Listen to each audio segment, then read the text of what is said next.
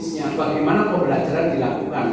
Jadi ini sudah strategi operasionalnya, begitu. Jelas ya yang bagian ini ya, mengapa Pak Menteri belum puas karena pelatihannya masing-masing pakai metode macam-macam.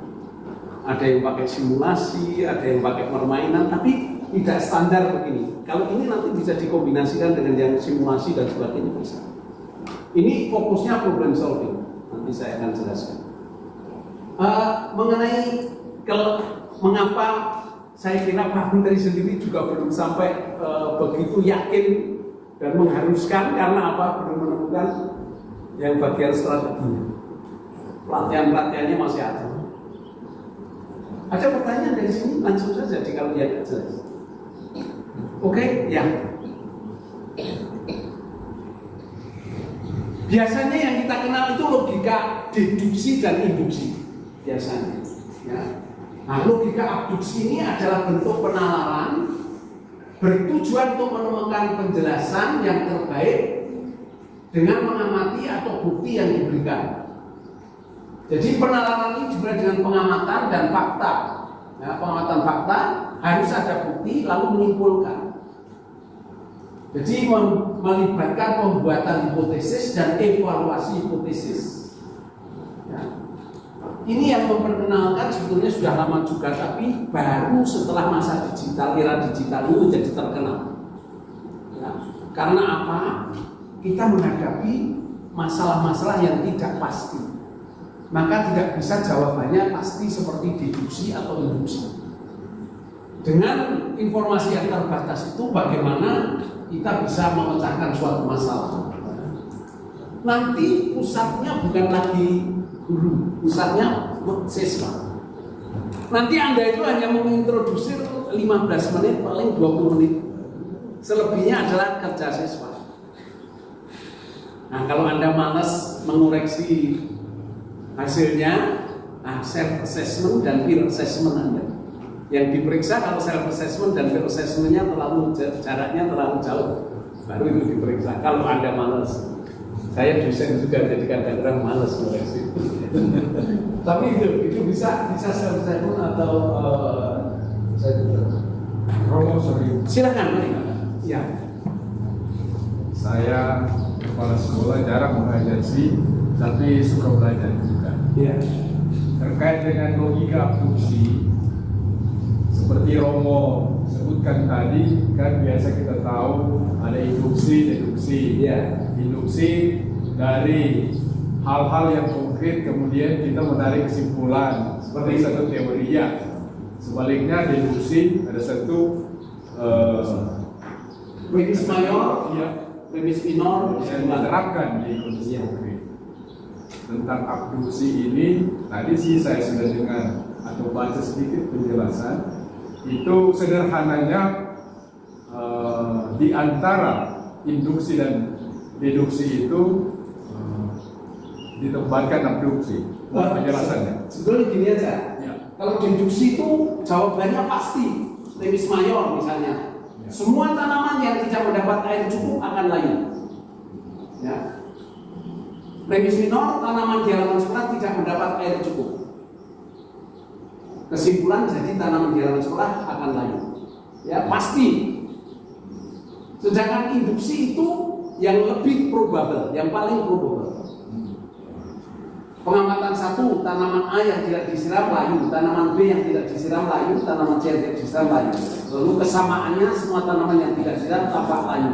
Generalisasi, kemungkinan besar semua tanaman yang tidak mendapat air akan layu. Mengapa disebut kemungkinan besar?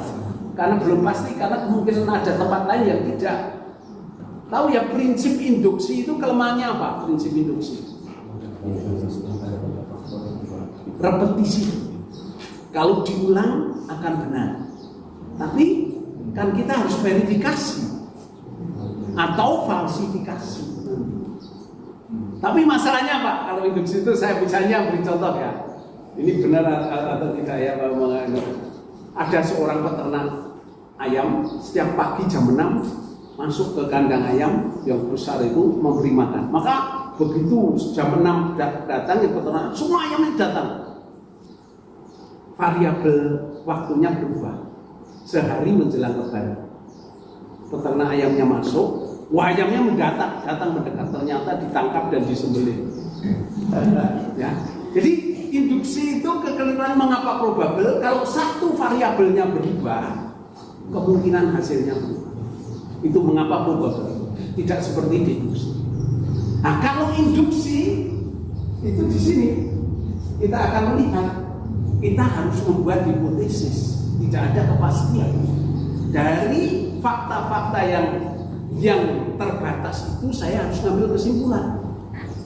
Itu loh mengapa sekarang abduksi ini populer, karena kita banyak menghadapi fakta-fakta yang terbatas, tapi harus ngambil keputusan. Ini latihannya. Ya contoh ya, tanaman di halaman sekolah tampak layu. Dan disinilah kreativitas siswa. Jadi setelah itu harus dibuat hipotesis. Semua boleh berpendapat. Jadi Anda mengatakan pada mereka, Anda boleh berpendapat apa saja. Nah ini hipotesis 1, tanaman tidak disiram. Hipotesis 2, tanaman terkena penyakit. Hipotesis 3, tanaman kekurangan pupuk. Hipotesis 4, cuaca terlalu panas. Baru hipotesisnya kemudian diperiksa.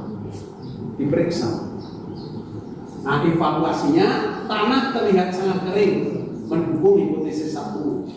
Tidak ada bercak penyakit pada daun, melemahkan hipotesis 2. Pupuk diberikan minggu lalu, melemahkan hipotesis 3. Cuaca panas, tanaman yang lain disiram tak segar, mendukung hipotesis 4. Kesimpulannya, penjelasan yang masih masuk akal, tanaman tidak disiram. Berarti yang benar hanya hipotesis 1 dan hipotesis 4. Apakah masuk akal? Tidak. Untuk menyeleksi hipotesisnya murid-murid itu, ada relevan tidak? Dan yang keempat, realistis tidak. Itu untuk mengoreksi nanti, untuk memberi evaluasi hipotesis murid. Jadi biarkan mereka berpendapat, lalu diperiksa dengan. Nah ini fungsi guru pada saat mulai campur tangannya di sini.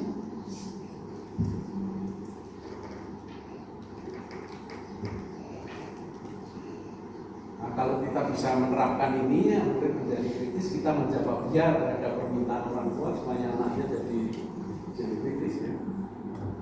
Kelihatannya ya itu kata mudah ya, tapi di baliknya ada apa? Komitmen, tanggung jawab, setia. Itu kan ada cerita seorang bapak-bapak sudah duda 82 tahun, sering ngobrol dengan teman mantan istrinya, sudah janda umur 78 tahun. Karena merasa cocok, bapak ini nggak bisa menahan diri. Mau nggak kamu menikah dengan saya? Karena ibu ini sudah lama menjanda, baru jawab, oh iya. Wah bapaknya senang sekali, malamnya tidurnya nyenyak sekali. Biasanya jam 4:30 sudah bangun, ini bangun jam 6. Tapi waktu bangun bingung, disuruh sarapan cucunya nggak mau, ada apa-apa, kalau nggak mau sarapan. Saya bingung, kenapa bingung? Kemarin itu saya nanya teman saya lupa dia jawab iya atau tidak. Ya sudah ditelepon aja. Masih pagi itu, ya nggak masalah. Benar ditelepon pagi-pagi. Loh, waktu telepon ada apa-apa, saya malu. Nggak usah malu, ada apa. Gini loh, kemarin waktu kamu saya tanya mau menikah dengan saya, kamu jawab ya atau tidak. Saya lupa. Untung kamu tanya, saya ingat persis saya jawab ya. Tapi saya lupa pada siapa. Dan seni mengangkat pembelajaran seni budaya kelas 9 dengan masalah mengapa budaya tradisional mulai dilupakan oleh generasi muda. Langkah yang pertama yaitu observasi.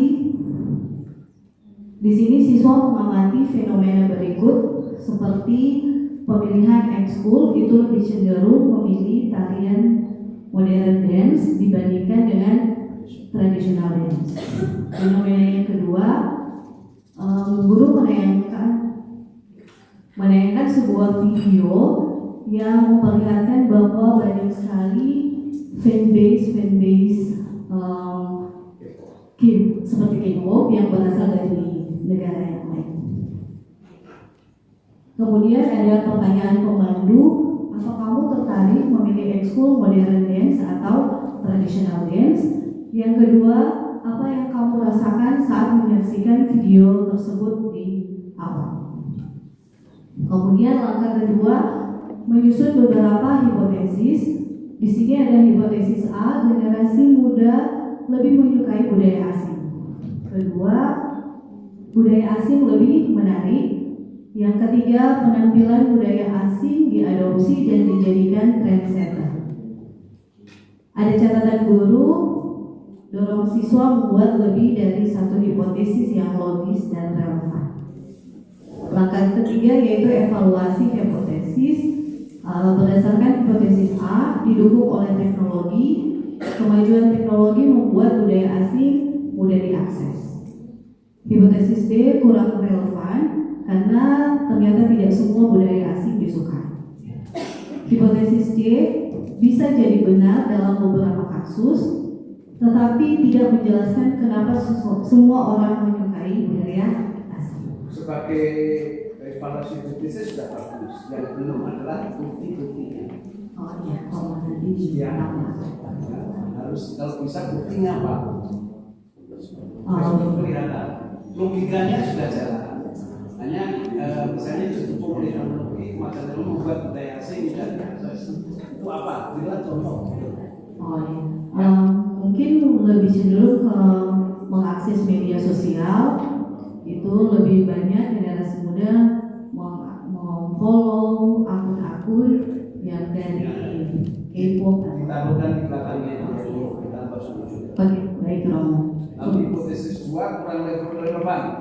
Iya, kurang. Dan semua budaya asing disukai. Iya. Itu harus diberi bukti. Misalnya apa? Oh ya, misalnya Romo, kemungkinan banyak siswa lebih memilih contoh cenderung ke K-pop dibandingkan Barat. Iya. Bapak Ibu tahu ya, fungsi saya sekarang sebagai guru dan Anda muridnya. Jadi begitu nanti kalau Anda berfungsi juga begitu. Coba yang Anda katakan begini apa maksudnya ya. Jadi nanti Anda fungsi saya ini adalah fungsi Anda nanti seperti itu. Ya. Baik Romo.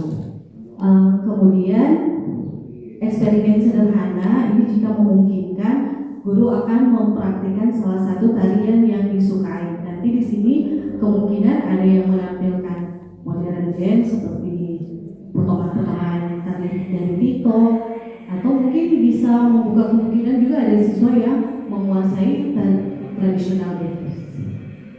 Kemudian menyanyikan lagu yang disukai, baik lagu mungkin tradisional ataupun lagu